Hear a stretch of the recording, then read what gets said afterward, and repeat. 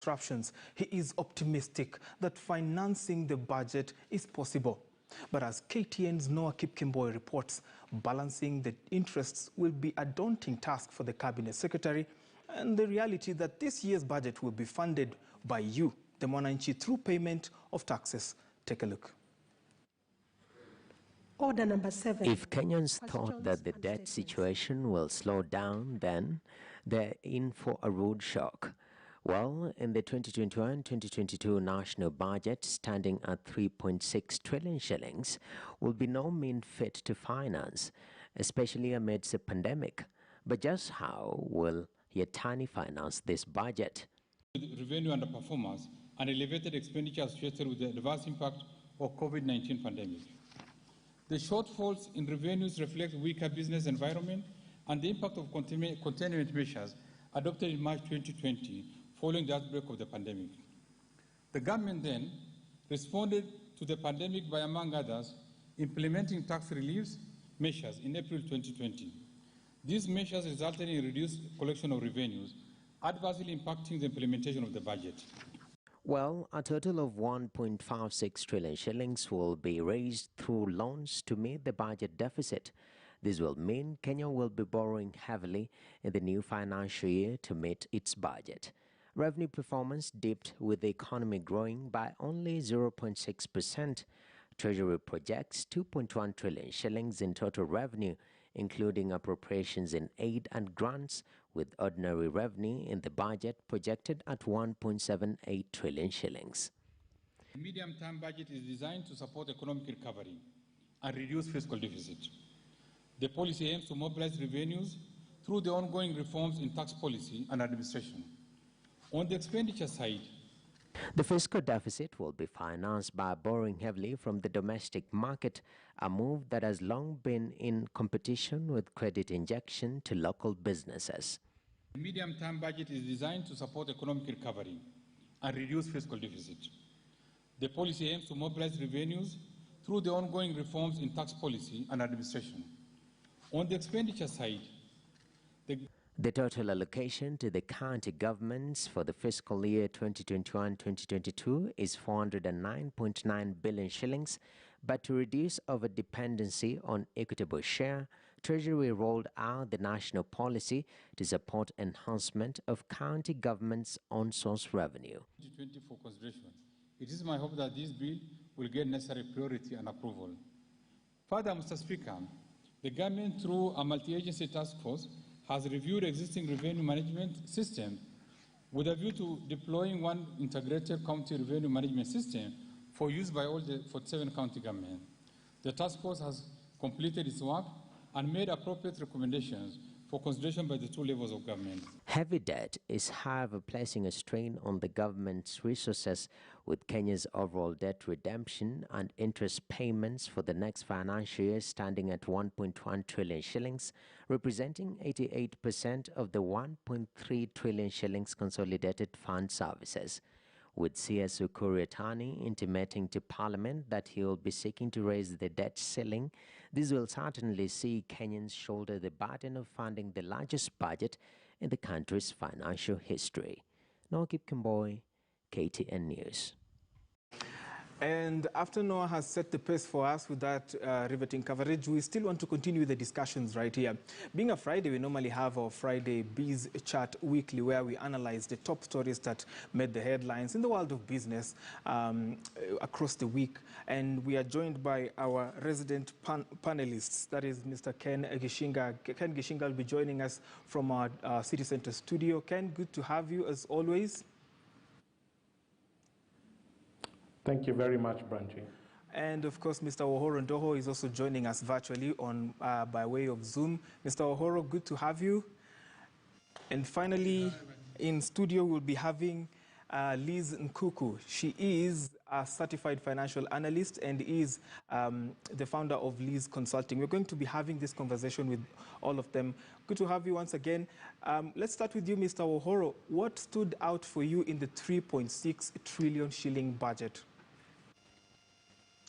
Well, what always sticks out for me is the fact that we are going to borrow basically to pay payroll, because pretty much all our revenue will go to paying back debt. But again, I think it's always a perpetual story around expenditure exceeding our income. And around that question, I don't think we've really come up with a solution. Clearly, as a bigger economy, we need to spend more. But the only other thing that stands out for me is that every year we talk about fiscal consolidation. And the only place that can actually make a difference is in payroll. And that is not a conversation, I think, that will happen this time. The third thing, of course, is the signaling up to increase the debt ceiling. That's going to be an interesting one. That's going to be a very difficult conversation because you're already at 9 trillion. I expect we'll go to about 12 trillion, but I don't see a way back from that sort of debt going forward. Let's now talk to Liz. Liz, there are pundits who argue that some sectors have been underfunded, and especially given the conditions we are living in right now, where health is such a key aspect, even in business survival and post-COVID economic recovery. People are saying that health has been underfunded, while other not so priority sectors have been given a huge, chunk of the budget. What do you say about this, and what perhaps would you have switched differently in the allocations?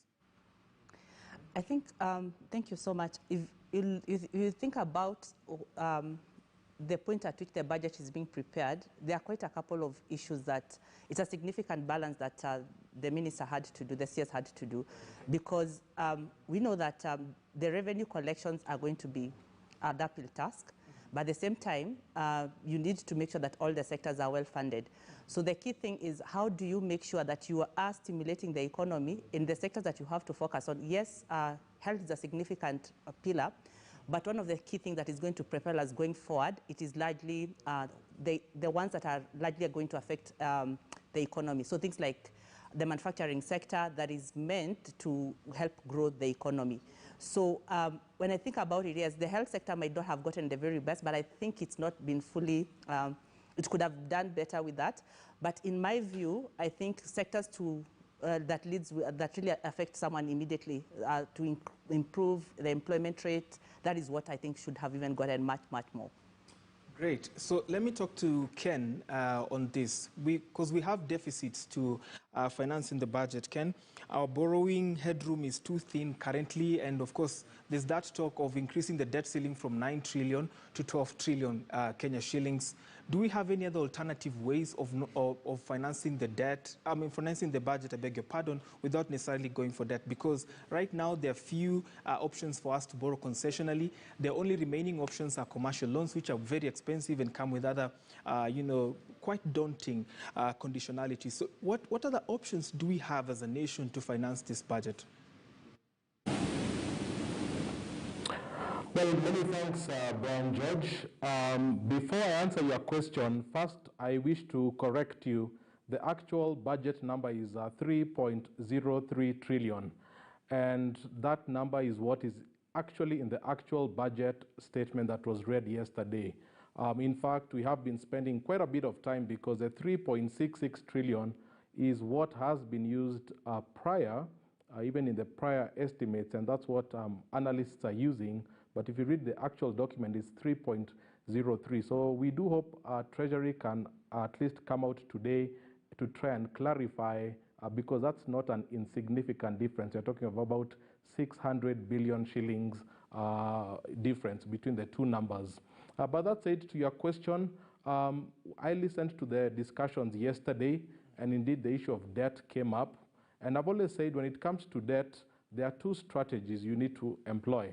You have to look at obviously the easy one, which is managing wastage, reducing corruption, and a lot of commentary has been around there, how to really reduce wastage. But I think we need to look about the revenue side. I've not had enough conversation about changing our tax policy, looking at our taxes. And there are two types of taxes. You have productive tax and you have consumption tax. Most of the tax measures Kenyans are complaining about is consumption tax. This is your VAT, particularly on things like bread, on motorcycles.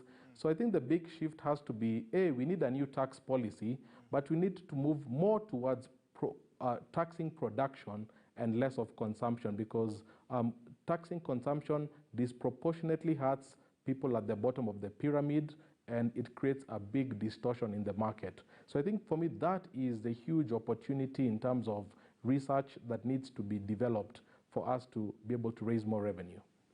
And even as we talk about all these priorities in this year's budget was on the Big Four agenda, do we stand a chance to achieve what we, set out to achieve? Because this is a penultimate budget for the president, really. If you think about it, his time is ticking, and of course, he may not have as much time. So do you think he's going to, hack it? I mean, there will be some challenges, and I think there are a couple of challenges when it comes to the Big Four. Number one, what I've always said is, if you look at affordable housing, you look at food security, which is agriculture, and if you look at healthcare, those are devolved functions. So those are actually functions that need to be done at the county level, not at the national level. So from the very beginning, you have that structural problem of who needs to do this, because it's a presidential ambition, but these are devolved functions. So it's the governors actually who need to be running with these. But that said, we saw some allocations, about 60B to food security, manufacturing getting the same. But I think until we disentangle these functions of who does what, I think it will continuously delay the proper implementation of it. Come back to studio to Liz on the process of budget making. We saw it earlier on during in the dispensation of the constitution that was, between the time that James Gishuru was the, founding the Minister for Finance during the time of independence in 1963 until Ambassador Robinson Njero Githai was the last Minister for Finance at the time when we were still using the last constitution. We saw that the budget making process was solely a reserve of the National Treasury. Now, during this constitution, we are now seeing that the budget-making process is a multifaceted and a multi-agency, affair where Parliament, the Auditor General is involved, of course, because of the, devolved units of government. But members of the public who are equally a stakeholder in the budget-making process felt that they were not fully involved in, the budget-making process. Perhaps, would you talk to us about that, Liz, and how can government enhance, the budget-making process to be more people-centered? Because people felt that there are a lot of misplaced priorities than what the real Mwananchi wants. I think what we are currently facing is the challenges of democracy, because as a country, we have really devolved over time. And one of the key things is that in a pure democracy, it's not easy for you to carry everyone along. And when you're thinking about a capitalist economy whereby when you think about the number of people who are contributing to the maybe to the tax bracket, they are not as many. So from a capitalistic perspective, yes, it's good to hear everybody out, but the question is, someone has to make decisions. So yes, it's good to maybe say that this would have been done this way, this would have been done differently. But the truth of the matter is, the government is walking a tightrope. So as we speak today, yes, the budget is about 3 trillion. We have a lot of debt to pay. And given that is the situation, and you don't want to increase those debts, those debt levels. So if, for example, we went ahead and reallocated more to some of the other sectors, what then that would have meant is that we need more revenue, which we cannot be able to raise. So the alternative would have been maybe for us to go again and borrow more. So it's a delicate balance. Yes, it's good to listen to people, but I think someone has to make the call, and I think that then ends up at the Treasury in terms of balancing. Amazing. Mr. Ohoro, the government is investing almost a quarter of its budget on infrastructural development. Pundits have argued that, of course, the same issue about misplaced priorities. So are we looking at an opportunity cost whereby government is investing in the future and not on now on the issues that are pressing now? And what would be your recommendation?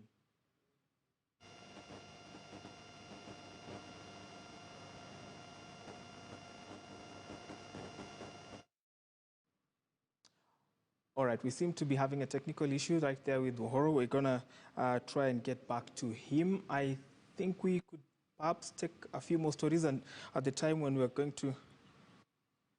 All right. So my director tells me we're still continuing with the with the conversation. I think I want to set that question to Liz too. The government is investing a quarter of its budget, on infrastructural development, and a lot of people, a lot of pundits, experts are saying that no, we cannot have a budget that is invested so much on the future other than addressing the issues that are, weighty at hand. Would you talk to us about that? Okay. So I will look at the budget just like any household. So if you think about you're the head of the household, one of the things that you need to do is balance today and tomorrow. So there is consumption today where you want to go on holiday versus maybe you wanting to take your kids to a better school. So what the government is doing, they have to balance the two. They have to make sure that there is food on the table, but at the same time, they want to make sure that there's a better tomorrow. So you cannot completely reduce or cut down the development expenditure, because if you did, then 3-4 years down the line, we shall actually come back and say, I wish you did this road, I wish you did this sewerage.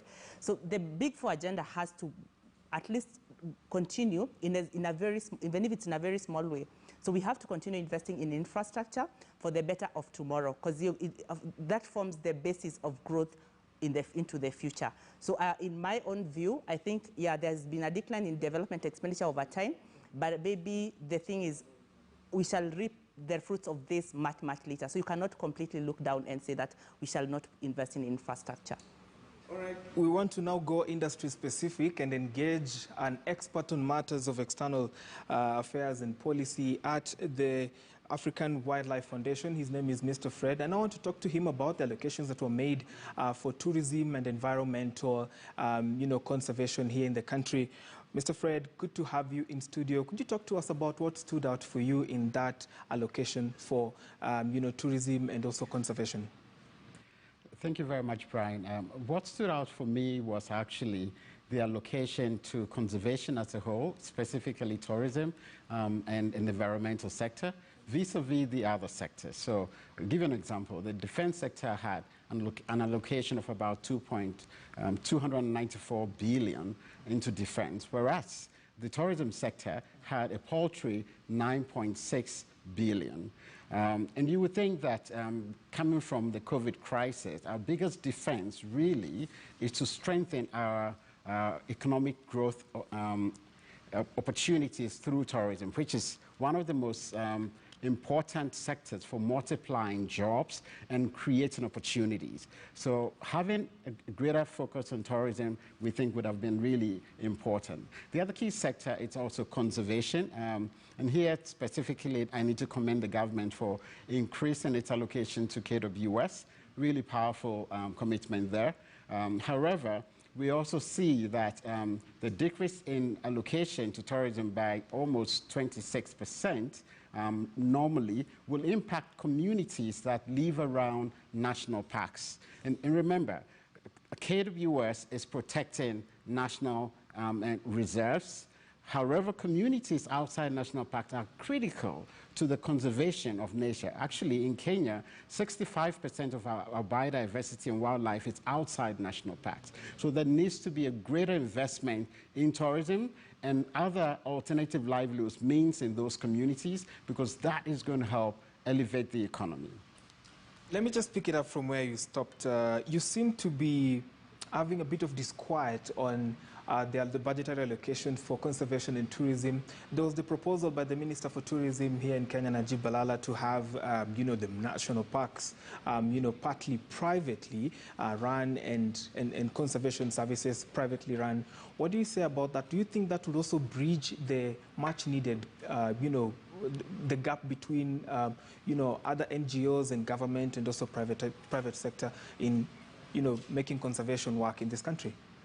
So as AWF, we respect the role of government and the directives from government, and the minister's word is really important. However, every country has different types of ways in protecting its natural resources. And like I said earlier, 65% of Kenya's natural resources sits outside national parks. So let's talk about where the resource is.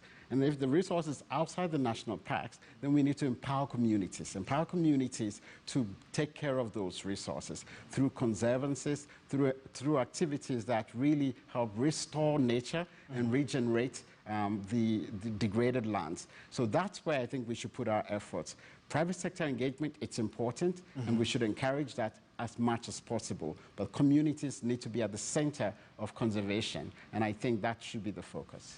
Great. We have seen our tourism largely dependent on wildlife, but let's face it, one, there is the issue of reduced discretional and disposable income in people's pockets, so they are not able to invest, or rather they are not able to, go for trips and make holidays and all that.